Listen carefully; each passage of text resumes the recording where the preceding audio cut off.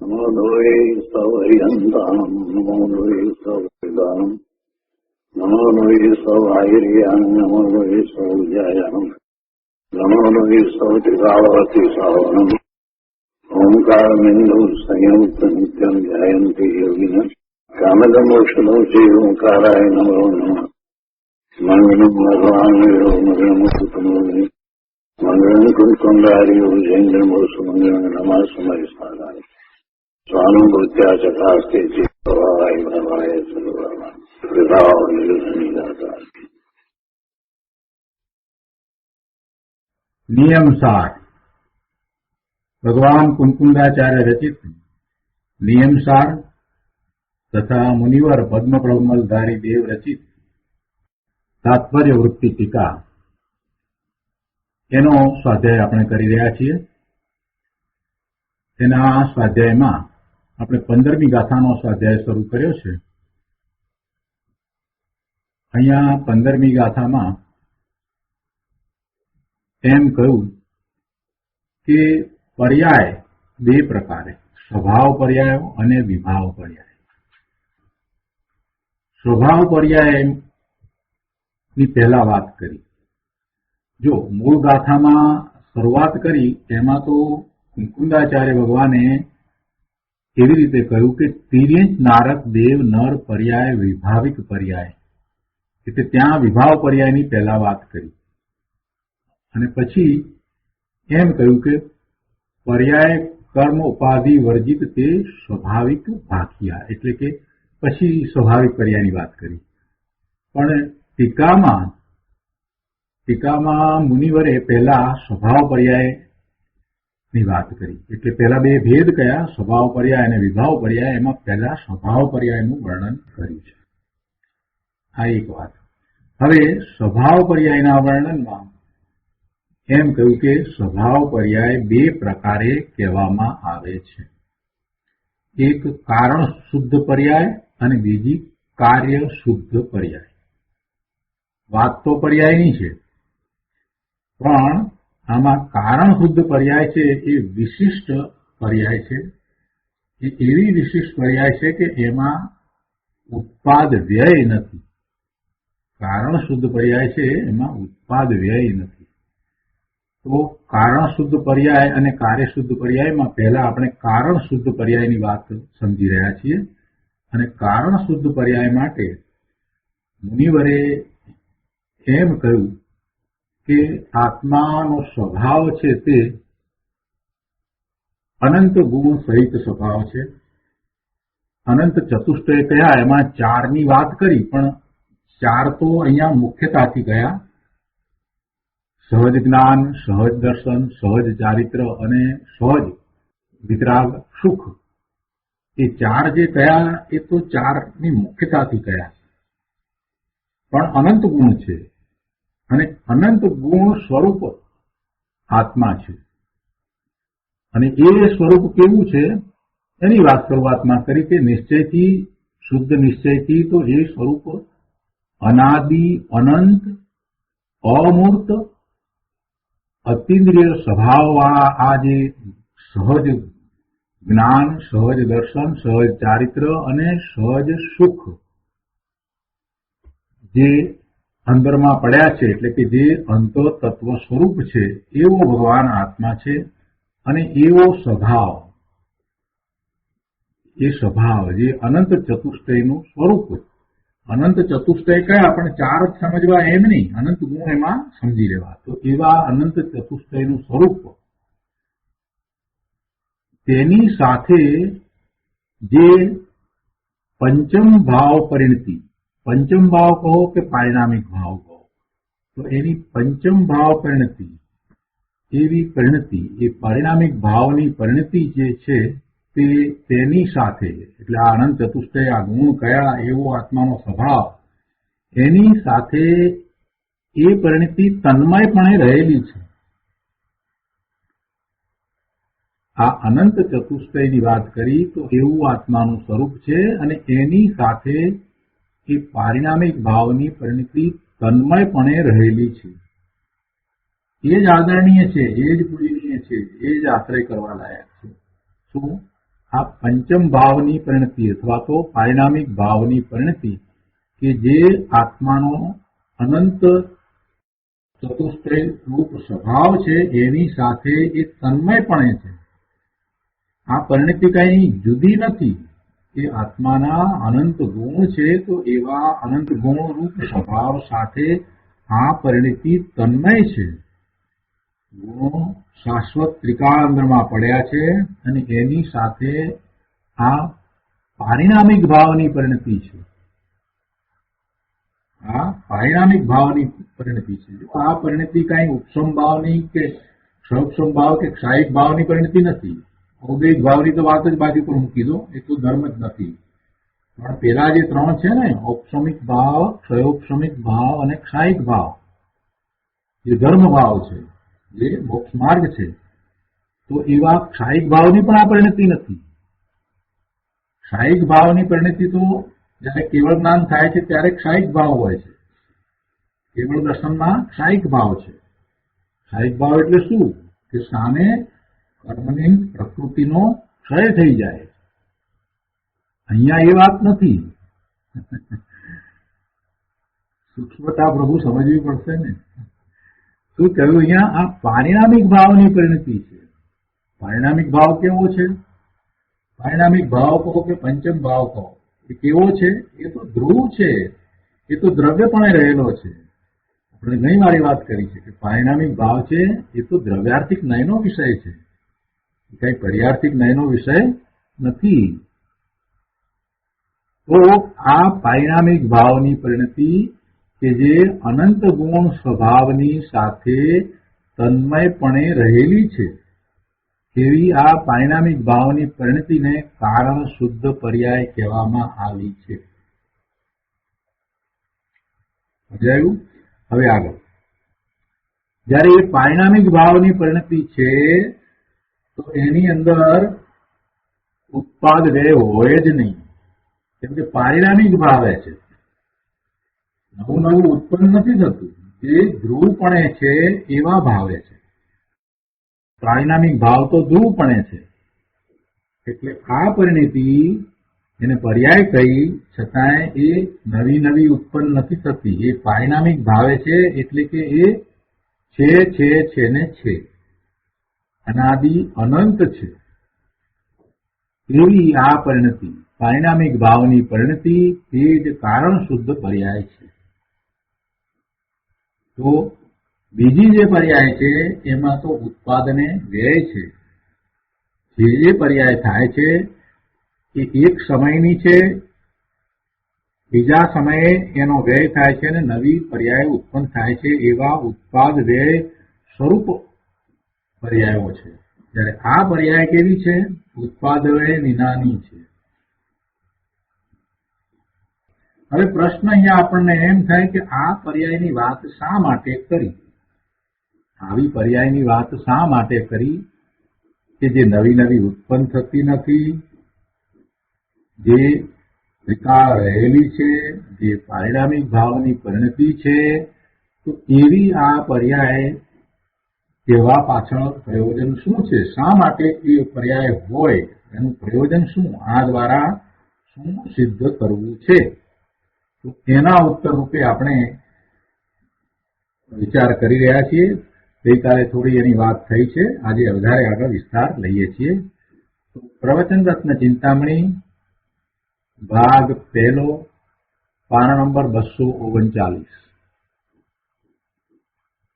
એમાં ગુરુદેવ સમજાવે છે, બીજા પેરેગ્રાફમાં કહે છે કે જો આ ધર્માસ્તિકાય, અધર્માસ્તિકાય, આકાશ અને કાળ એ ચાર જે દ્રવ્યો છે તેમાં તેનો ત્રિકાળી ધ્રુવ દ્રવ્ય ભાવ અને તેનો ઉત્પાદ વ્યયરૂપ ભાવ એક સરખો છે. ગઈકાલે વાત આપણે કરી છે, ફરીથી લઈએ. ત્રિકાળી ધ્રુવ દ્રવ્ય ભાવ, ત્રિકાળી ત્રણેય કાળે રહેતો, ધ્રુવ ન બદલાતો દ્રવ્ય ભાવ, જે એના ગુણ છે એનો ભાવ અને એના જે ઉત્પાદ વ્યયરૂપ પર્યાય એનો ભાવ એ એક સરખા છે. પર્યાયનો ભાવ કે જેમાં ઉત્પાદ વ્યય છે, એક પછી એક નવી નવી પર્યાય ઉત્પન્ન થાય છે, એવા ઉત્પાદ વ્યય છે, એ પર્યાયની અંદર જે ભાવ છે એ અને આ ત્રિકાળી દ્રવ્ય ભાવ એ આ ચાર દ્રવ્યોને માટે તો એક સરખો છે. ચારે દ્રવ્ય છે એ ચારે દ્રવ્યનું પણ પરિણમન છે. છ દ્રવ્યનું પરિણમન થાય છે. પરિણમન થાય છે એટલે એની પર્યાય થાય છે, નવી નવી અવસ્થા થાય છે. દ્રવ્યત્વ ગુણ બધા દ્રવ્યોમાં સામાન્ય છે. તો એ દ્રવ્યત્વ ગુણને કારણે આ પરિણમન થાય છે, અને પરિણમન થાય છે તો નવી નવી અવસ્થાઓ થાય છે.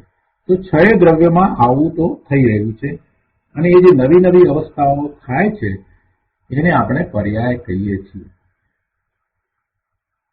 અને એને કાળની પર્યાયની સાપેક્ષતાથી આપણે એક સમયની કહીએ છીએ કે એક સમયની પર્યાય, પછી બીજા સમયની પર્યાય, ત્રીજા સમયની, ચોથા સમયની, એમ નવી નવી પર્યાય ઉત્પન્ન થાય છે. પૂર્વની પર્યાયનો વ્યય થાય છે અને પછીની પર્યાય ઉત્પન્ન થાય છે. હવે આ પર્યાય કેવી છે? તો કે અંદર જે ગુણ છે એ ગુણ પ્રમાણે પર્યાય છે, તો એને આપણે સ્વાભાવિક પર્યાય કહીએ છીએ. જો આપણે ક્રમબદ્ધ પર્યાય વખતે આ વાત લીધી હતી, પર્યાય સંબંધીની વાત કરી, પરિણમન સંબંધીની વાત સમજાવી પહેલા, ત્યારે એમ કહ્યું હતું કે આ જે ચાર દ્રવ્ય છે, ધર્માસ્તિકાય, અધર્માસ્તિકાય, આકાશ અને કા, એનું પરિણમન તો સ્વાભાવિક પરિણમન છે. એની પર્યાય જે થાય છે તે તો સ્વાભાવિક છે. જ્યારે જીવ દ્રવ્ય અને પૂતગળ દ્રવ્ય એ બે દ્રવ્ય એવા છે કે એની સ્વાભાવિક પર્યાય પણ છે અને વિભાવિક પર્યાય પણ છે. જેવા અંદરમાં ગુણ છે એવું પરિણમન થાય છે અને એવી પર્યાય થાય છે, તો એ સ્વાભાવિક પર્યાય છે. પણ અંદરમાં જે ગુણ નથી અને જે પ્રકારે પરિણમન થાય છે એ વિભાવ પર્યાય છે, એ વિભાવિક પર્યાય છે. ઉદ્ગળનો વિચાર કરીએ તો એક પરમાણુનું પરિણમન છે તે સ્વાભાવિક પરિણમન છે, અને પરમાણુઓ ભેગા થઈ અને સ્કંદ બને છે, અને જે પરિણમન છે તે વિભાવિક પરિણમન છે. એવી રીતે જીવ દ્રવ્યનો વિચાર કરીએ તો જીવ દ્રવ્યનું શુદ્ધ પરિણમન જ્યારે એ પોતે પોતાના સ્વભાવ ભાવે થાય છે, સ્વરૂપ સન્મુખ થાય છે, અને જે નિર્મળ પરિણામ થાય છે એ પરિણમન, એ શુદ્ધ પરિણમન, એ સ્વાભાવિક પરિણમન છે. જેવા ગુણ છે એવું પરિણમન છે. અંદરમાં જ્ઞાન, દર્શન, સુખ, શાંતિ, સ્વચ્છતા, નિર્મળતા, પ્રભુતા વગેરે જે ગુણ પડ્યા છે, તો એ ગુણનું એક રૂપ પરિણમન એવા ભગવાન આત્માનું લક્ષ કરતા જે થાય છે એને આપણે શુદ્ધ પરિણમન કહીએ, નિર્મળ પરિણમન કહીએ, કે સ્વાભાવિક પરિણમન કહીએ. અને આ સિવાય જ્યારે આ આત્મા પોતાના સ્વભાવ ભાવથી ચ્યુત થઈને પરનું લક્ષ કરે છે, એનો ઉપયોગ બહારમાં આવ્યો છે, પરનું લક્ષ કરે છે, ત્યારે જે પરિણમન થાય છે તે પરિણમન શુભાશુભ ભાવ રૂપે થાય છે. શુભ અથવા અશુભ ભાવ રૂપે એ પરિણમન થાય છે, એને આપણે વિભાવિક પરિણમન કહીએ છીએ. તો આ રીતે જીવ અને પૂતગળ એ બેના પરિણમન બે પ્રકારના થયા, સ્વાભાવિક પરિણમન અને વિભાવિક પરિણમન. જ્યારે પેલા ચાર દ્રવ્ય છે એ ચાર દ્રવ્યના પરિણમન તો માત્ર સ્વાભાવિક પરિણમન જ છે, વિભાવિક પરિણમન છે જ નહીં. તો એ સ્વાભાવિક પરિણમન શું છે? તો કે એનો જે દ્રવ્ય ભાવ છે, એટલે અંદરમાં જે ગુણ પડ્યા છે એનો ભાવ, એને દ્રવ્ય ભાવ કહેવાય. ત્રિકાળી ધ્રુવ દ્રવ્ય ભાવ છે, એ દ્રવ્ય ભાવ અને આ એના જે ઉત્પાદ વ્યય રૂપ જે પર્યાય છે એનો ભાવ એક સરખો છે. ગુણ પ્રમાણે જ પર્યાય થાય છે. એ વાત અહીંયા ગુરુદેવે સમજાવી છે. હવે સમજાયું? શું કહ્યું અહીંયા બીજા પેરેગ્રાફમાં? કે આ ધર્માસ્તિકાય, અધર્માસ્તિકાય, આકાશ અને કાહ એ ચાર જે દ્રવ્યો છે તેમાં તેનો ત્રિકાળી ધ્રુવ દ્રવ્ય ભાવ અને તેનો ઉત્પાદ વ્યય રૂપ ભાવ એટલે પર્યાય ભાવ એ એક સરખો છે. જીવને શું થાય છે? બે પ્રકારે. એને સ્વભાવ ભાવે પણ થાય છે અને વિભાવ ભાવે પણ થાય છે. એટલે બે પ્રકાર છે, એક સરખો નથી. જયારે આ ચાર દ્રવ્યને કેવું છે? એને દ્રવ્ય ભાવ છે એવો જ એને પર્યાયમાં ભાવ છે. એટલે કે છે કે ધ્રુવ દ્રવ્ય ભાવ અને તેનો ઉત્પાદ વ્યય રૂપ જે પર્યાય ભાવ છે એ ભાવ એક સરખો છે. ઉત્પાદ વ્યય થવા એ પરિણતિ છે અને એ જે ઉત્પાદ વ્યય રૂપ પરિણતિ છે તેની આ ચારેય દ્રવ્યોમાં એક રૂપ ધારા છે, એક જ સરખી. જેવા ગુણ છે, જેવો એનો સ્વભાવ છે દ્રવ્યનો, એ જ પ્રમાણે એક સરખું પર્યાયમાં પરિણમન થાય છે એવી પરિણતિ હોય છે. ભલે ઉત્પાદ વ્યય થાય છે, ઉત્પાદ વ્યય નથી એમ નહીં, ઉત્પાદ વ્યય તો છે, છતાંય એ ચારેય દ્રવ્યમાં એ ઉત્પાદ વ્યય રૂપ જે પરિણતિ છે એ પરિણતિ એક રૂપ છે, એક સરખી છે. ફરીથી વધારે વિસ્તાર કરીને સમજાવે છે. ગુરુદેવ શું કહે છે કે જુઓ, શું કહ્યું કે ધર્માસ્તિકાય, અધર્માસ્તિકાય, આકાશ અને કાળ એ ચાર દ્રવ્યોની પરિણતિ એટલે પર્યાય અનાદિ અનંત, અનાદિથી થાય છે ને. દ્રવ્ય અનાદિનું છે, પર્યાય પણ અનાદિથી હોય છે. અને દ્રવ્ય અવિનાશી છે તો પર્યાય પણ અનંત હોય છે. દરેકે દરેક શબ્દનું મહત્વ છે પ્રભુ, એમ નહીં ચાલે, સમજવું પડશે. ચારે દ્રવ્યોની પરિણતિ એવી પર્યાય અનાદિ અનંત, એટલે જ્યારથી દ્રવ્ય છે ત્યારથી છે. દ્રવ્ય અનાદિ છે તો પર્યાય પણ અનાદિ છે અને દ્રવ્ય અવિનાશી છે માટે અનંત પર્યાય પણ છે. એ પર્યાય માટે કહે છે કે ચારે દ્રવ્યોની પરિણતિ પર્યાય અનાદિ અનંત ઉત્પાદ વ્યયપણે એક સરખી છે. અનાદિથી એક સરખી જ પર્યાયો થઈ રહી છે. ચારે દ્રવ્યોની એક સરખી જ પર્યાય થઈ રહી છે. ઉત્પાદ વ્યય છે પણ છતાંય એ એક સરખી પર્યાય થઈ રહી છે. અનાદિથી એક રૂપ ધારાય છે.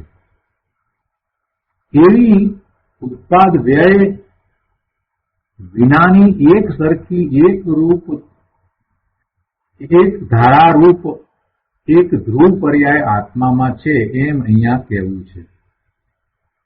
જો આ ચાર દ્રવ્યને તો આ એક રૂપ ધારાએ જે પરિણતિ છે એ તો ઉત્પાદ વ્યય સહિત છે, એને તો ઉત્પાદ વ્યય સહિત છે પણ એક સરખી છે, જેને આપણે સ્વાભાવિક પરિણમન કર્યું. પણ જીવને તો બે પ્રકારે પરિણમન છે. જે ઉત્પાદ વ્યય રૂપે પરિણમન છે એ તો બે પ્રકારે, શુદ્ધ અને અશુદ્ધ, સ્વાભાવિક અને વિભાવિક પર્યાયો થાય છે. તો હવે શુદ્ધ અને અશુદ્ધ એમ જે સ્વાભાવિક અને વિભાવિક પર્યાયો થાય છે એમ જે કહ્યું, તો એ પર્યાયો થાય છે એ પરિણમન તો જુદા જુદા પ્રકારનું થયું. તો જુદા જુદા પ્રકારનું થયું ને, તો એક રૂપ પરિણમન હોવું જોઈએ ને, જીવનું પણ એક રૂપ પરિણમન હોવું જોઈએ. તો એ એક રૂપ પરિણમન એ આ ઉત્પાદ વ્યય સિવાયનું બીજું હોવું જોઈએ. ઉત્પાદ વ્યય રૂપ જે પરિણમન છે એ તો જીવને એક ધારારૂપ નથી, તો બીજું એક ધારારૂપ એક સરખી પર્યાય હોય એવું પરિણમન હોવું જોઈએ. તો એવું પરિણમન છે કે જે ઉત્પાદ વ્યય વિનાનું છે અને એક ધારારૂપ પરિણમન છે તે કારણ શુદ્ધ પર્યાય છે. એક રૂપ ધારાએ આ ચારેય દ્રવ્યોનું પરિણમન છે એ ઉત્પાદ વ્યય સહિત છે. એટલે એ વાત બરાબર, પણ હવે અહીંયા તો એમાંથી પકડવાનું એ છે કે એક રૂપ ધારાએ પરિણમન છે ને, એક સરખું પરિણમન છે ને દ્રવ્યનું. ચાર દ્રવ્યનું એક રૂપ પરિણમન, એક સરખું પરિણમન, એટલે ચારેયનું એક રૂપ, એટલે એમ નહીં કે ચારેયનું એક રૂપ એમ નહીં, પણ દરેક દ્રવ્યનું, ચારે ચાર દ્રવ્યનું દરેકનું એનામાં રહેલા ગુણ પ્રમાણે એક રૂપ પરિણમન. એ ચારેય દ્રવ્યમાં પોતાના જે દ્રવ્ય ભાવ છે એ દ્રવ્ય ભાવરૂપ પરિણમન, એક રૂપ પરિણમન ચારેયને છે. ધર્માસ્તિકાયને પણ એનું એવું જ એકરૂપ પરિણમન, અધર્માસ્તિકાયને પણ એનું પોતાનું એકરૂપ પરિણમન, આકાશને પણ એનું એક સરખું એકરૂપ પરિણમન અને કાળને પણ એનું એક સરખું એકરૂપ પરિણમન. એ ચારેય દ્રવ્યને પોતાને એક ધારાએ પરિણમન છે. એ ભલે ઉત્પાદ વય સહિત છે, પણ પરિણમન કેવું? તો એક ધારાએ પરિણમન. બીજી રીતે સાદા શબ્દોમાં કહીએ તો સ્વાભાવિક પરિણમન છે.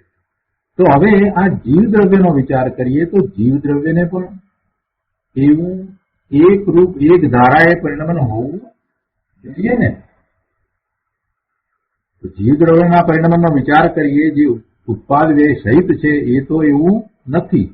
તો પછી બીજું એવું પરિણમન હોવું જોઈએ જે પરિણમન એક રૂપ હોય.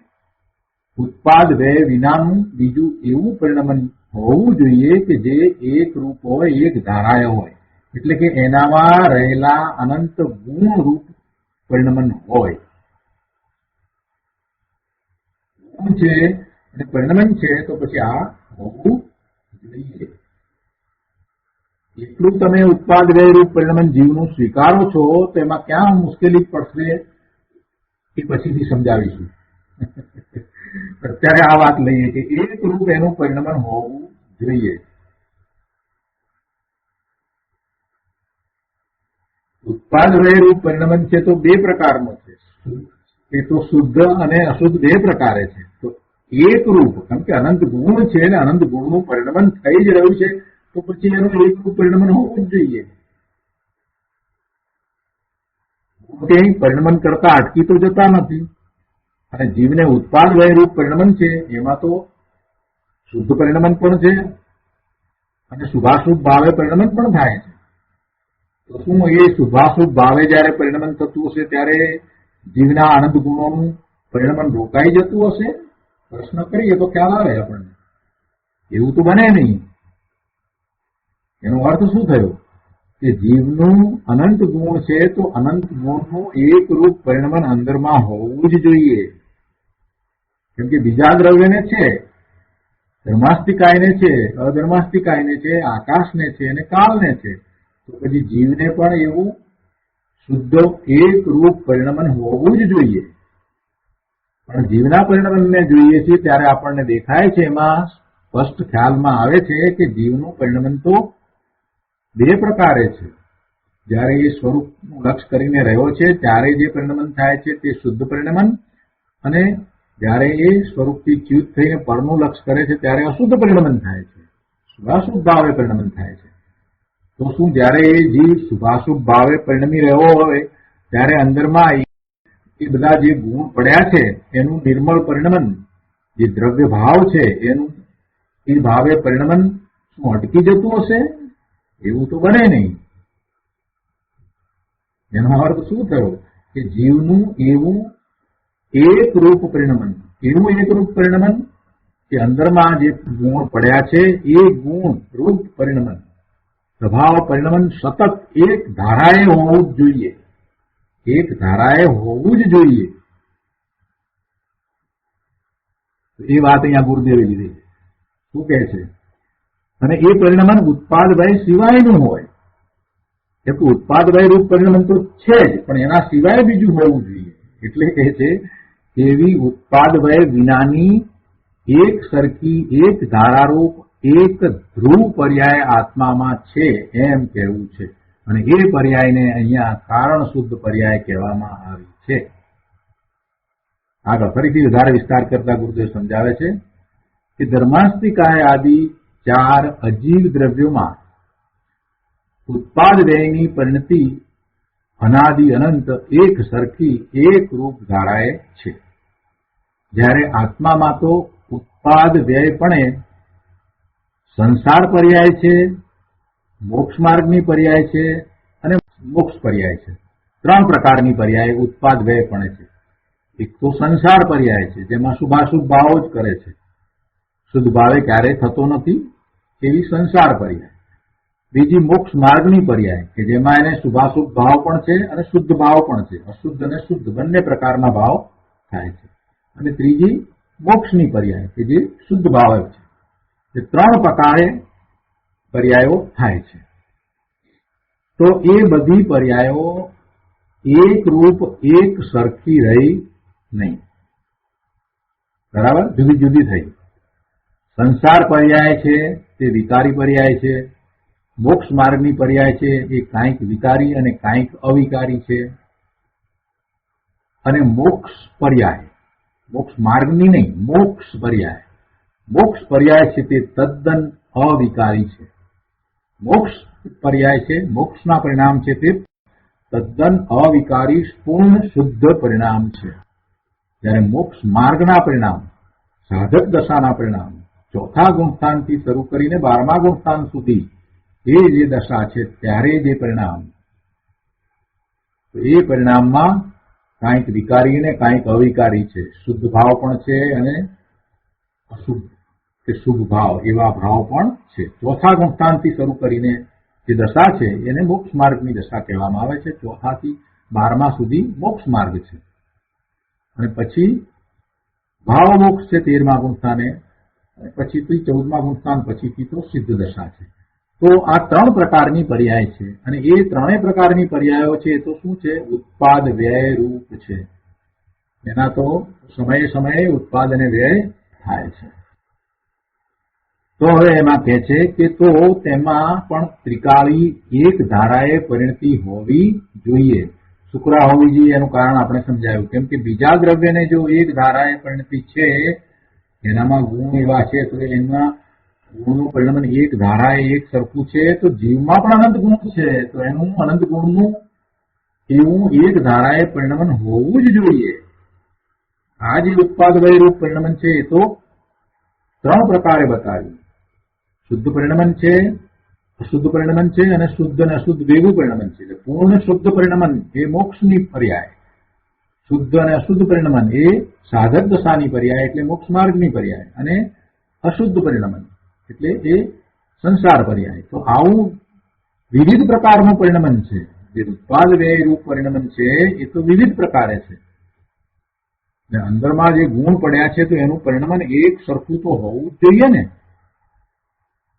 જેમ બીજા દ્રવ્યમાં છે, 4 દ્રવ્યમાં છે, તો આમાં પણ એ હોવું જોઈએ. તો કહે છે કે તો જેવી 4 આ અજીવ દ્રવ્યોની એક ધારારૂપ પર્યાય છે તેવી એક ધારારૂપ પર્યાય જીવના ઉત્પાદ વ્યયમાં તો આવી નહીં. કેમ કે ત્યાં તો જુદા જુદા પ્રકારની આવી. ઉત્પાદ વ્યયરૂપ પર્યાય છે એમાં તો એ એક ધારારૂપ પર્યાય આવી નહીં. માટે જીવની તેવી એક ધારારૂપ પરિણતિ હોવી જોઈએ એ તર્ક દ્વારા સિદ્ધ કરી. અને એવી પરિણતિ છે અને એ પરિણતિને આપણે કારણ શુદ્ધ પર્યાય કહીએ છીએ.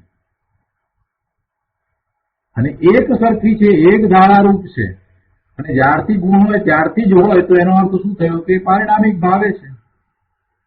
સમજાય છે? શા માટે એ પંચમ ભાવની પરિણતિ છે અથવા તો પારિણામિક ભાવની પરિણતિ છે? કેમ કે અનંત ગુણ છે, અનંત ગુણનું નિર્મળ એક સરખું પરિણમન જયારે થઈ રહ્યું છે તો એ અનાદિનું જ હોય અને અનંત કાળ સુધી જ હોય. તો એવા પરિણમનને જે બદલાય નહીં, એક ધારારૂપ રહે એ પરિણમનને આપણે શું કહીએ કે ત્રિકાળ પરિણમન છે. અને એ ત્રિકાળ પરિણમન એ પારિણામિક ભાવે જ હોય.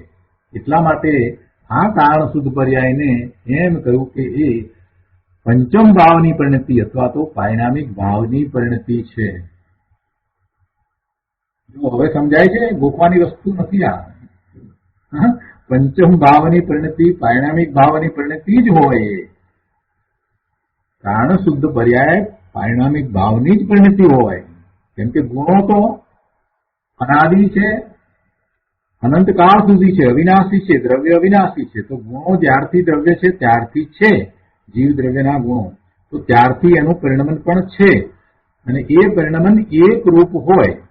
ઉત્પાદ વ્યયની વાત અહીંયા નથી. ઉત્પાદ વ્યયમાં તો અવસ્થા પ્રમાણે જે થાય છે, સંસારી અવસ્થા કે મોક્ષ માર્ગની અવસ્થા કે મોક્ષની અવસ્થા, એમાં તો બધું જુદું જુદું.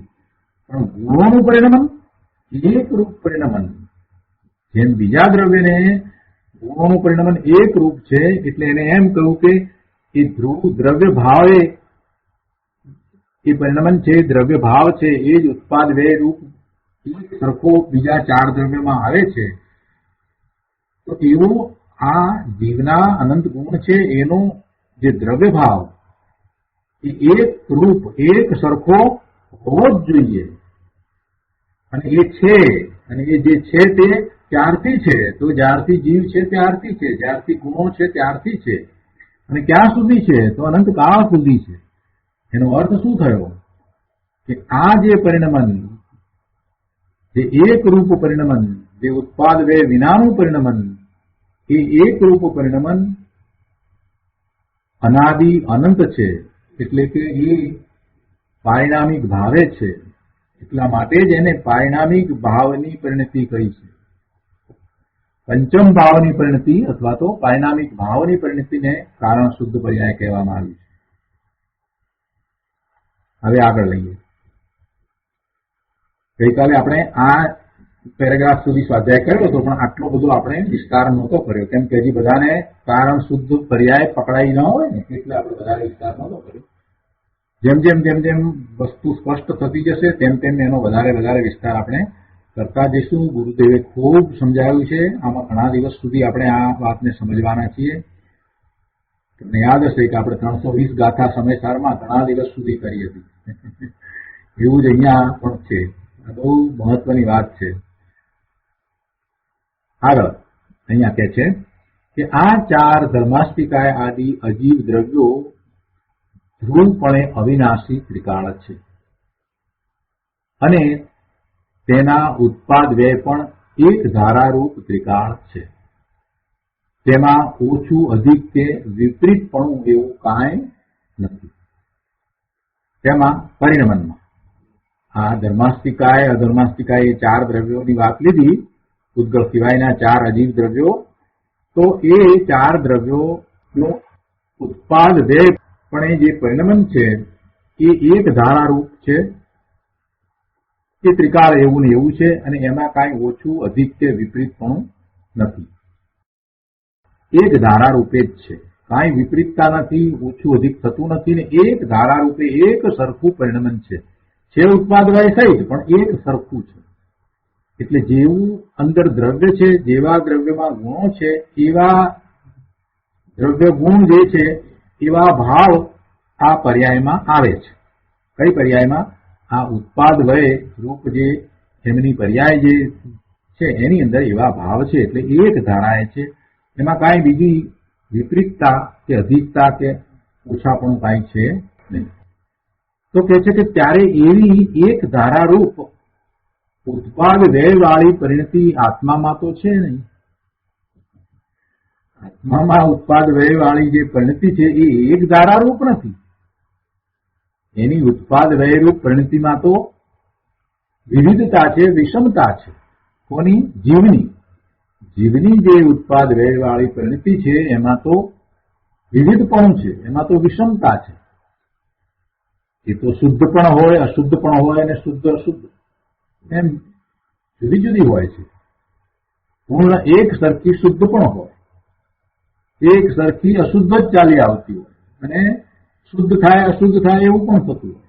પછી અશુદ્ધ હોય તેમાંય પણ એક સરખું ન હોય. એ શુદ્ધ પછી એમાંય જુદા જુદા પ્રકારે શુભ ભાવ કે અશુભ ભાવ, અને શુભ ભાવ એ કઈ એક સરખો હોય નહીં, ને અશુભ ભાવ એક સરખો હોય નહીં ને. અને જયારે શુદ્ધ ને અશુદ્ધ એવા પરિણામ થાય છે સાધકને એવા મોક્ષ માર્ગના, તો એ કઈ એક સરખા તો નથી. એક સરખા પરિણામ પછીથી શુદ્ધ ભાવ થાય ત્યારે થાય છે, પરંતુ જયારે થાય ત્યારે અનાદિનું નહીં, એ તો આદિ સહિત શુદ્ધ પર્યાય જે ઉત્પાદ વ્યય વાળી જે થાય છે, કેવળ જ્ઞાન કેવળ દર્શનની પર્યાય જે થાય છે, તે પર્યાય તો આદિ અનંત છે. એટલે એની તો આદિ છે, અનાદિ નથી. એટલે અહીંયા એ વાત સમજાવી છે કે આ એક ધારારૂપ ઉત્પાદ વ્યય વાળી પરિણતિ જીવમાં આત્મામાં નથી. એની આત્માની તો ઉત્પાદ વ્યયરૂપ પરિણતિમાં તો વિષમતા છે. માટે એની ત્રિકાળ એક રૂપ એક પરિણતિ હોવી જોઈએ, અને તે આ કારણ શુદ્ધ પર્યાય છે. જે ઉત્પાદ વ્યય વિનાની ધ્રુવ ધારારૂપ અનાદિ અનંત એક કારણ પર્યાય છે એમ કહેવું છે. આવું સૂક્ષ્મ છે પ્રભુ. ગુરુદેવ કહે છે કે સમજાય એટલું સમજો, બાકી આ વિષય અત્યારે ભૂલાઈ ગયો છે, લુપ્ત થઈ ગયો છે. શાસ્ત્રમાં તો હતો પણ અત્યારે વર્તમાનમાં આ લુપ્ત થઈ ગયો. કોઈને પૂછીએ છીએ તો એ પણ જાણતા નથી. આ તો અંદરમાંથી વાત આવી છે. ગુરુદેવને આ વાત જયારે આ શાસ્ત્ર ખોલ્યું તો એ શાસ્ત્ર વાંચતા ગુરુદેવને એમાંથી સમજાઈ કે ગુરુદેવે એ વાત આપણને આપી છે. મુનિવરે તો બહુ સ્પષ્ટ વાત કરી દીધી છે એમાં. અને એ મુનિવરે વાત પણ કઈ પોતાની કરી છે એમ નથી. કુંકુંદાચાર્ય ભગવાને જે ગાથા આપી છે એમાં એવા ભાવ ભર્યા છે, માટે એમાંથી એ વાત નીકળે છે. કુંકુંદાચાર્ય ભગવાનની જે ગાથાઓ છે એમાંથી એવા ભાવ કાઢવા વાળા સમર્થ પુરુષો થયા, એમનો આ બધો ઉપકાર છે. અમૃતચંદ્રાચાર્ય જેવા અને પદ્મપ્રભમલધારી દેવ જેવા જે પુરુષો થયા, એમના શિષ્ય ઉમા સ્વાતીજી ભગવાન પણ થયા, એ બધાએ આ બધા ભાવ કાઢ્યા છે. આ પદ્મપ્રભમલધારી દેવે અહીંયા નિયમસારમાં કુંકુંદાચાર્ય ભગવાનની ગાથામાંથી ભાવ કાઢ્યા છે. એટલે આ અંદરમાં જે પડ્યું છે એ એમણે પ્રસિદ્ધ કર્યું છે, પણ એના તરફ લોકોનું લક્ષ્ય જતું નહીં. એટલે ગુરુદેવ કહે છે કે આ વિષય અત્યારે હિન્દુસ્તાનમાં નથી અને બીજાઓ એના સંબંધી જાણતા પણ નથી. જેને આવો ખૂબ એકાગ્રતાપૂર્વકનો અભ્યાસ હોય ને એ જ આ વિષયને જાણે. આ વિષય છે એ તદ્દન નવો અને ગંભીર છે. નવો એટલા માટે છે કે અત્યારે વર્તમાનમાં એ હિન્દુસ્તાનમાં નથી, એટલે ગંભીરતાપૂર્વક એને સમજવાની જરૂર છે. ગંભીરતા શું છે એમાં? તો કે એને ધ્રુવ ભાવે છે એમ કે એને પાછી પર્યાય કહે છે. જેને ધ્રુવ કે એને પાછી પર્યાય કહેવી. તો એનો મૂળ અર્થ શું છે કે ધર્માસ્તિકાય, અધર્માસ્તિકાય, આકાશ અને કાળ, આ ચાર દ્રવ્યમાં દ્રવ્ય ધ્રુવ ત્રિકાળી છે અને ઉત્પાદ વ્યયની પરિણતિ એ પણ ત્રિકાળ એક ધારારૂપ. જેવો દ્રવ્ય ભાવ છે એવા દ્રવ્ય ભાવે એક ધારારૂપે એક સરખી છે અને ત્યારે એ દ્રવ્યની પૂર્ણતા કહેવાય છે. ચારે દ્રવ્યનો વિચાર કરીએ, દરેકે દરેક દ્રવ્યનો એક એકનો વિચાર કરીએ, ધર્માસ્તિકાયને લઈએ તો ધર્માસ્તિકાયની એનામાં રહેલા ગુણ પ્રમાણે જે દ્રવ્ય ભાવ છે એ જ પ્રમાણે પર્યાયનો ભાવ છે. એટલે એક સરખી એક ધારારૂપ એ પરિણતિ ધર્માસ્તિકાયની છે. એટલે ધર્માસ્તિકાય દ્રવ્ય, એના ગુણો અને એની આ એક સરખી એક ધારારૂપ પરિણતિ એમ ત્રણેય મળી અને એ ધર્માસ્તિકાય દ્રવ્યની પૂર્ણતા કહેવાય. એવી જ રીતે અધર્માસ્તિકાય માટે પણ સમજવું. એ ચારે દ્રવ્ય માટે એ રીતે સમજવું. એટલે એ દ્રવ્યની પૂર્ણતા કહેવાય. દ્રવ્ય, એનામાં રહેલા ગુણો, એનો સ્વભાવ અને એ જ રૂપે થતી પરિણતિ એવી પર્યાય, એ ત્રણેય મળી અને દ્રવ્યની પૂર્ણતા કહેવાય. તો હવે આત્માનો જો વિચાર કરીએ અહીંયા તો કે છે કે આત્મામાં પણ જેમ દ્રવ્ય છે અને ગુણ છે એ ત્રિકાળી છે, તો તેવી રીતે તેને પરિણતિ પણ ઉત્પાદ વ્યય વિનાની એક ધારારૂપ ત્રિકાળ હોવી જોઈએ. એક ધારારૂપ પરિણતિ હોવી જોઈએ. જે ઉત્પાદ વ્યય વાળી પરિણતિ છે એમાં એક ધારા નથી, એટલે ઉત્પાદ વ્યય વિનાની બીજી એક ધારારૂપ ત્રિકાળ પરિણતિ હોવી જોઈએ. કેમ કે ઉત્પાદ વ્યયમાં એક સરખી ધારા નથી, ત્રિકાળ એક રૂપતા નથી, માટે એક સરખી ધારા અંદર હોવી જોઈએ. અને એવી એક સરખી ધારા એ આ કારણ શુદ્ધ પર્યાય છે. અને એ કારણ શુદ્ધ પર્યાયને જો આપણે નહીં માનીએ તો પછી દ્રવ્યની પૂર્ણતા થતી નથી. જેમ પેલા ચાર દ્રવ્યો માટે આપણે કઈ રીતે પૂર્ણતા છે જે સમજાય એ જ રીતે અહીંયા પણ આ દ્રવ્યને માટે, જીવ દ્રવ્યને માટે પણ આવી પૂર્ણતા ત્યારે જ કહેવાય કે એની એક સરખી ધારારૂપ એવી પર્યાય પણ હોય અને દ્રવ્ય અને ગુણ પણ ત્રિકાળ હોય. એ બધું ત્રિકાળ હોય તો એ દ્રવ્ય પૂર્ણ થયું કહેવાય, પૂર્ણ કહેવાય. આ વાત કરીએ એટલે કોઈએ પ્રશ્ન કર્યો કે પણ ઉત્પાદ વ્યય ઉપર તો તેની અનાદિની દ્રષ્ટિ રહે છે ને. આ પ્રશ્ન અહીંયા અસ્થાને પ્રશ્ન છે, એની અહીંયા વાત જ નથી ચાલતી. એની ત્યાં દ્રષ્ટિ છે, એની ક્યાં અહીંયા વાત ચાલે છે? ગુરુદેવ કે હા, પણ એ બીજી વાત છે, એની વાત અહીંયા નથી. ઉત્પાદ વ્યયની દ્રષ્ટિ છોડવી, ઉત્પાદ વ્યય ઉપર એની દ્રષ્ટિ છે પણ એ તો છોડવાની છે, અને ધ્રુવની એકની દ્રષ્ટિ કરવી, અને એ વાત એ પછીની વાત છે. પહેલા તો આ પોતાના સ્વરૂપને તો સમજો પ્રભુ. અહીંયા શું વાત ચાલે છે? અહીંયા તો અત્યારે આ કારણ પર્યાય જે છે એ કઈ રીતે છે, એટલે કે કેમ સિદ્ધ થાય છે એની વાત ચાલે છે. કારણ શુદ્ધ પર્યાય છે એમ ગાથામાં કહે છે, તો તેનો હેતુ શું છે? હેતુ શું છે એટલે કે એનું પ્રયોજન શું છે એવી આ કારણ શુદ્ધ પર્યાય કહેવાનું, અને એમાં શું ન્યાય છે? ન્યાય સુસંગત હોવી જોઈએ ને. એ વાત કઈ ગમે તેમ ઉપરથી આવી પડેલી બેસાડી દીધેલી વાત હોય ને, એ ન્યાય સુસંગત હોય. એટલે એમાં ન્યાય શું છે એની અહીંયા વાત ચાલે છે. આચાર્ય ભગવાને અને મુનિએ કારણ પર્યાયની જે સિદ્ધિ કરી છે, તો એ વાતને આપણે સમજીએ છીએ કે એમાં ન્યાય શું છે, એનો હેતુ શું છે, કઈ રીતે છે, એનું સ્વરૂપ શું છે. કઈ ગમે તેને વાત કરી છે એમ નથી. આ તો મહામુનિવર છે. પદ્મપ્રભુમલધારી દેવ તો મહાવિદ્વાન મુનિ, એમણે આ વાત કરી છે. અને એમણે તો શરૂઆતમાં જ એ વાત કરી દીધી કે અમે કાંઈ અમારી પોતાની ઘરની વાત કહેતા નથી, અમે તો આ જે પૂર્વ આચાર્યો અને ગણધરથી ચાલી આવેલી વાત છે એ જ કહીએ છીએ. તો શરૂઆતમાં કહ્યું, 5મા કળશમાં કહ્યું. તો કહે છે કે જેમ ધર્માસ્તિકાય આદિ 4 દ્રવ્યોમાં ઉત્પાદ વ્યયની પરિણતિ પર્યાય ત્રિકાળી એક ધારી એક રૂપ છે, તેમ આત્મામાં પણ એવી ત્રિકાળ એક ધારી એક રૂપ પરિણતિ હોવી જોઈએ. અને ત્યારે જ પારિણામિક ભાવનું આખું દ્રવ્ય પૂરું સિદ્ધ થાય છે. ત્યારે જ આ દ્રવ્ય સિદ્ધ થાય છે. પારિણામિક ભાવનું આખું દ્રવ્ય પૂરું સિદ્ધ થાય છે. નહીતર શું છે કે દ્રવ્યના ગુણ છે એ તો પારિણામિક ભાવે જ છે, ત્રિકાળ છે. પણ આ ત્રિકાળ પર્યાય નથી. ઉત્પાદ વ્યય વાળી પર્યાય છે તે તો ત્રિકાળ નથી, એ તો ક્ષણિક છે. અને એ ઉત્પાદ વ્યય વાળી પર્યાય છે એ તો ઉદય, ઉપશમ, ક્ષયોપશમ અને ક્ષાયિક એવા 4 ભાવ વાળી છે. એ એક સરખી નથી. ઉત્પાદ વ્યય વાળી પર્યાયમાં તો કેવો ભાવ છે? ઉદયિક ભાવ છે, ઉપશમિક ભાવ છે, ક્ષયોપશમિક ભાવ છે અને ક્ષાયિક ભાવ છે. એવા 4 ભાવ વાળી છે. એ ત્રિકાળ એક રૂપ નથી. માટે ઉત્પાદ વ્યયની આ જે પર્યાય છે એના સિવાય બીજી ત્રિકાળ એક રૂપ એક ધારી પર્યાય હોવી જોઈએ એમ કે છે.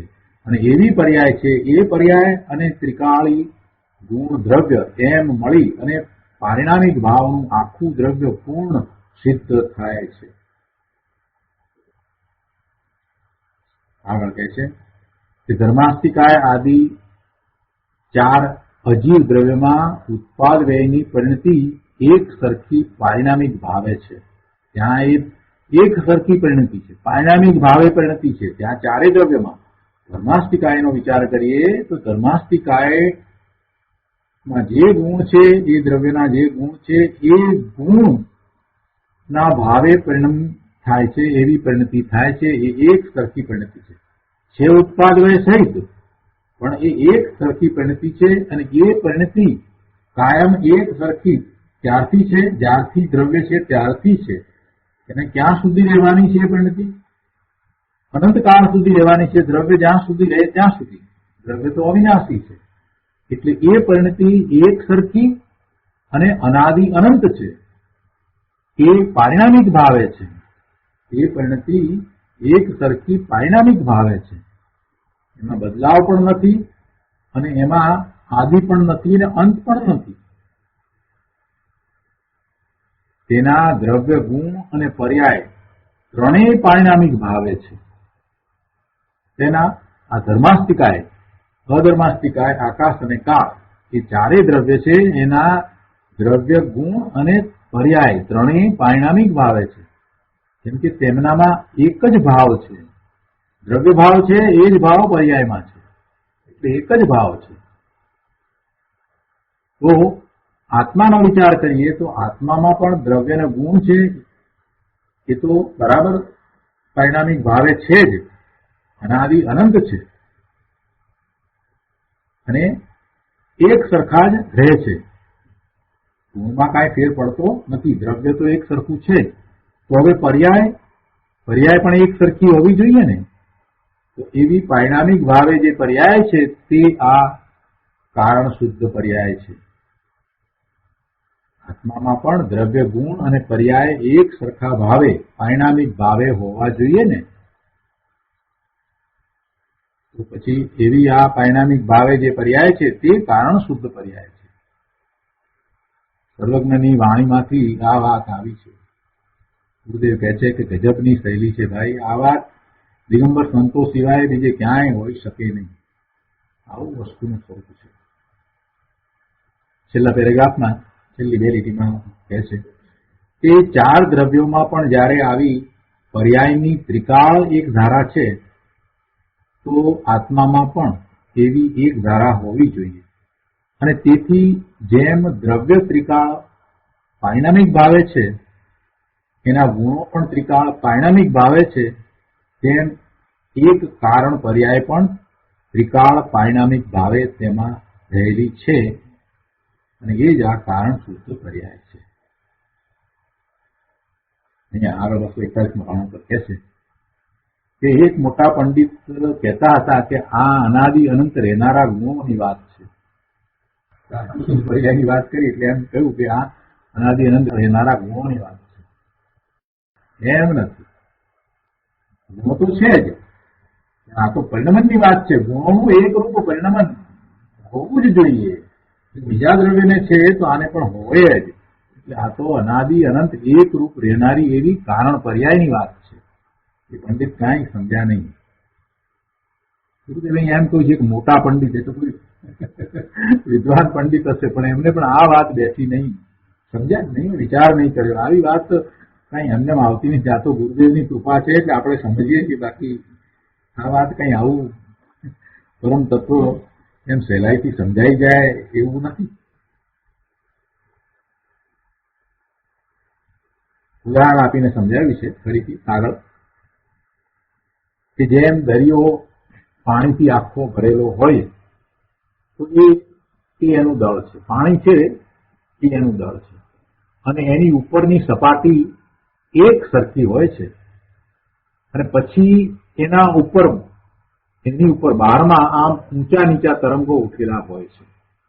તેમ આત્મામાં દ્રવ્ય અને ગુણ કે જે ધ્રુવ છે તે એનું આખું દળ છે અને તેની કારણ પર્યાયની સપાટી છે કે જે અંદરમાં એક સરખી ધ્રુવ સપાટી છે. જ્યારે બહારમાં આ પુણ્ય પાપનો ઔદયિક ભાવ છે અથવા તો ઉપશમ ભાવ, ક્ષયોક્ષમ ભાવ કે ક્ષાયિક ભાવ છે, તો એ આ સપાટી ઉપરના મોજા છે, એ ભેદ છે, મોજાના ભેદ છે. જ્યારે સપાટી તો એક સરખી ત્રિકાળ ધ્રુવ એક રૂપ છે અને એ કારણ પર્યાય છે. આ સરખામણી કરી અને ગુરુદેવે આપણને બીજી રીતે સમજાવી છે. આ કારણ પર્યાય આખા ચૈતન્ય રૂપી દરિયામાં ત્રિકાળ એક સરખી એક સપાટી રૂપે ધ્રુવ છે અને એના ઉપર બહારમાં ક્વચિત ઉઠતા, ક્યારેક ઉઠતા આ બધા ભાવો, પુણ્ય પાપના ભાવો એટલે ઔદયિક ભાવો અને સાધક દશાના ભાવો, ઉપશમ ભાવ, ક્ષયોક્ષમ ભાવ કે પછી પૂર્ણ દશાના ભાવ, ક્ષાયિક ભાવ, એ પર્યાયો રૂપ તરંગો છે. એ તો ક્વચિત ઉઠતા, એ તો એક સરખા નથી, અનાદિ અનંત નથી. ક્વચિત ઉઠતા. અગાઉ 26મા કળશમાં જે વાત આવી ને ક્વચિતની, આ ક્વચિત એ ક્વચિત ઉઠતી વસ્તુ છે. જે પર્યાયના ઉત્પાદ અને વ્યય છે એ તો જ્યારે છે ત્યારે છે, હવે થયા કરે છે, પણ એક સરખા નથી. એટલે એ ક્વચિત ઉઠતા ભાવ છે. એ ઉપસમ ભાવ હોય, ક્ષયોપસમ ભાવ હોય કે ક્ષાયિક ભાવ હોય, પણ બધા જે છે તે ઉત્પાદ વ્યય રૂપ છે. એ અનાદિ અનંત નથી. ક્ષાયિક ભાવ અનાદિ અનંત નથી. ક્ષાયિક ભાવ તો સાદી અનંત છે, સ આદિ અનંત. અને ઉપસમ ભાવ અને ક્ષયોપસમ ભાવ, જેને આપણે ધર્મનો ભાવ કહીએ છીએ, એ કેટલા કાળનો? એ તો અસંખ્ય સમયનો જ છે, અનંત સમયનો પણ નહીં, અસંખ્ય સમયનો જ છે ભાવ. તો આગળ વાત આવશે. કેમ કે મોક્ષ માર્ગ છે. ઉપસમ ભાવ, ક્ષયોપસમ ભાવ એ મોક્ષ માર્ગ જે ભાવ છે એ તો કેટલો કાળ હોય, જેટલો સમય મોક્ષ માર્ગ છે એટલો સમય જ હોય. સંસાર પર્યાયમાંથી જે સિદ્ધની પર્યાયમાં જાય તો વચમાં જે પર્યાય છે એ મોક્ષ માર્ગની પર્યાય છે. અને એ મોક્ષ માર્ગની પર્યાય જેટલા સમયની છે એટલો સમય, એટલે અસંખ્ય સમય જ હોય. જીવ જ્યારથી છે ત્યારથી જ્યાં સુધી એ મોક્ષ માર્ગમાં નથી આવતો તો એવો કાળ અનંત કાળ ગયો એમ. એ અનંત કાળ સુધી તો એ ઔદૈહિક ભાવે જ હતો. પછી જયારે એને મોક્ષ માર્ગની સમજણ પડીને મોક્ષ માર્ગમાં આવ્યો, અને મોક્ષ માર્ગ પછી કેટલોક વખત હોય, વધુમાં વધુ 15 બહુ કયા કૃપાળુદેવ, પછી તો એ પોતે મોક્ષની દશાને પ્રાપ્ત કરી લે છે. એટલે મોક્ષ માર્ગ જે સાધક દશા છે એમાં ઉપસમ ભાવ, ક્ષયોપસમ ભાવ જે છે, અને ક્ષાયિક ભાવ પણ હોય. એમાં પૂર્ણ ક્ષાયિક ભાવ ન હોય, અમુક પ્રકૃતિનો ક્ષય હોય એટલે ક્ષાયિક ભાવ પણ હોય. તો એ ભાવ કેટલોક સમય? એ અસંખ્ય સમય.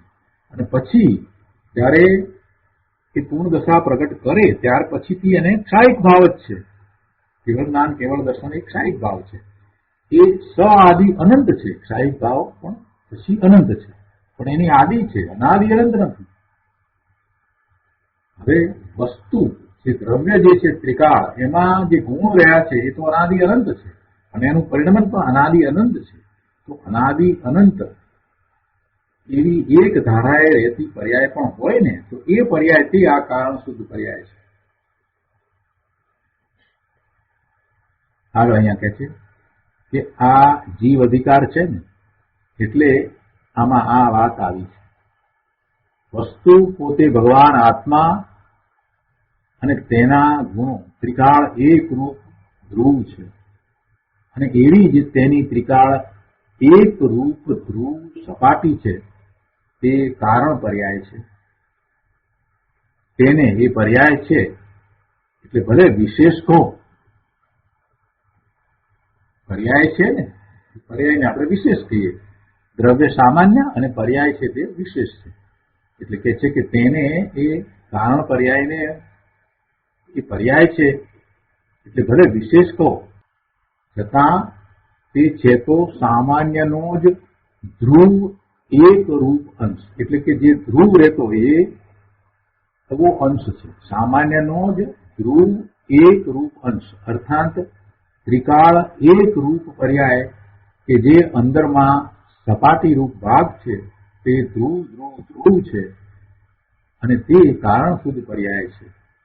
હવે અહીંયા આગળ ગુરુદેવ આપણને સમજાવી રહ્યા છે કે એ પર્યાય છે તે ધ્રુવ રૂપ છે, એ ધ્રુવ રૂપ છે. એ વાત હવે સમજાવી રહ્યા છે. અંદરમાં જે આ કારણ શુદ્ધ પર્યાય જે પડી છે તે ધ્રુવ ધ્રુવ ધ્રુવ છે, અને તે કારણ શુદ્ધ પર્યાય એનો ભોગવટો ન આવે. અહીંયા સમજવાનું છે. આ બીજી વાત. અહીંયા બે વાત આપે આપમાં કરી. એક વાત એ કરી કે ધ્રુવ રૂપ છે, અને બીજી વાત એ કરી કે બે પર્યાય છે તો એ પર્યાયનો ભોગવટો ના આવે. જો આ વાત ગુરુદેવે પોતાની અંદરની નિર્મળતાને કારણે પોતે અનુભવ સહિત આ વાત કરી છે. એ પર્યાયનો ભોગવટો ના આવે, એનો અનુભવ ન આવે. જોકે અનુભવ પર્યાયનો આવે છે, પણ આ કારણ પર્યાયનો અનુભવ ના આવે. આ કારણ શુદ્ધ પર્યાય છે એનો અનુભવ ના આવે, કેમ કે એ ઉત્પાદ વ્યય રહિત ત્રિકાળ ધ્રુવ એક રૂપ છે. ધ્રુવનો ભોગવટો ન હોય. અનુભવ એટલે ભોગવટો, અનુભવાય છે ને એટલે એ ભોગવાયું. આનંદનો અનુભવ થયો ને એ ભોગવાયું. તો એ ભોગવટામાં આવતું નથી, એ અનુભવમાં આવતું નથી. ધ્રુવ અનુભવમાં આવતું નથી, અનુભવાય છે તો શું છે? તો પર્યાય છે. એટલે પર્યાયનો ભોગવટો અનુભવ હોય છે, પણ આ પર્યાય, આ જે કારણ શુદ્ધ પર્યાય છે એનો અનુભવ ભોગવટો ના આવે. બીજી પર્યાય હું ભોગવટો કહે છે કે અનુભવ પર્યાયનો આવે છે, પણ આ કારણ પર્યાય, કારણ શુદ્ધ પર્યાય નો અનુભવ ના આવે, કેમ કે એ ઉત્પાદ વ્યય રહિત ત્રિકાળ ધ્રુવ એક રૂપ છે.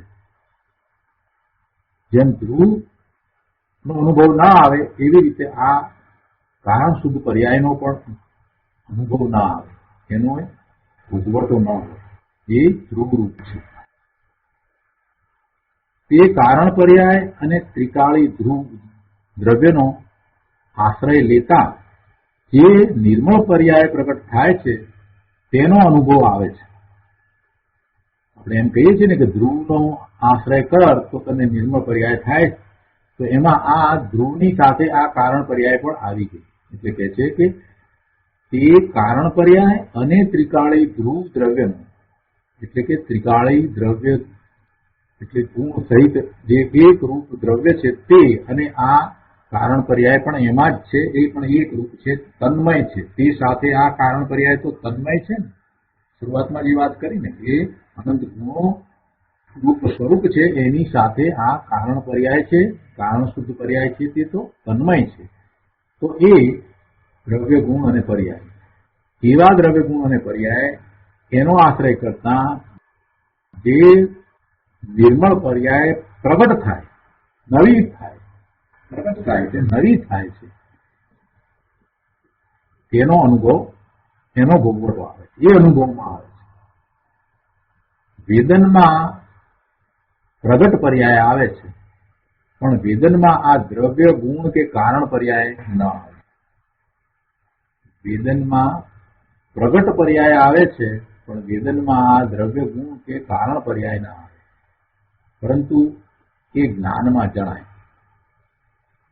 બસ આ સૂક્ષ્મ વાત છે. આ વાત બીજે બહારમાં હતી જ નહીં, આ તો સ્વાધ્યાયમાં વાંચતા અંદરથી આવી છે. બહુ સ્પષ્ટ કહી દીધું. એમને આ વાત વાંચતા અંદરમાં પોતે ઉતરી ગયા અને એમાંથી આ વાત આવી. જે આનંદનો ભોગવટો છે, જે આનંદનું વેદન આવે છે, એ વેદન તો જે નવી પર્યાય પ્રગટ થઈ એનું છે. પણ આ જે કારણ શુદ્ધ પર્યાય છે, જે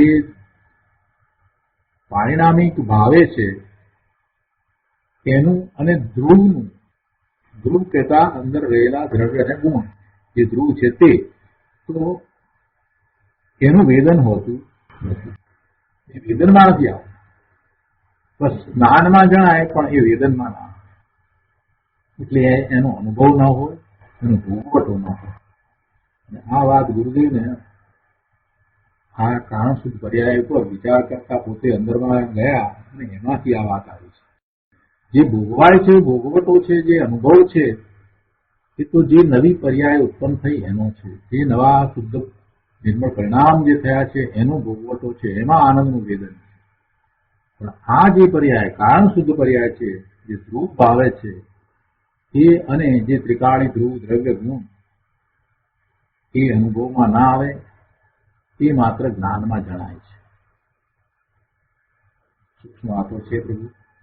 વધુ વિસ્તાર આપણે આવતી વખતે લઈશું. આજનો સ્વાધ્યાય અહીંયા સુધી રાખીએ છીએ. હવે સુખધામ બોલીએ. સુખધામ અનંત સુખ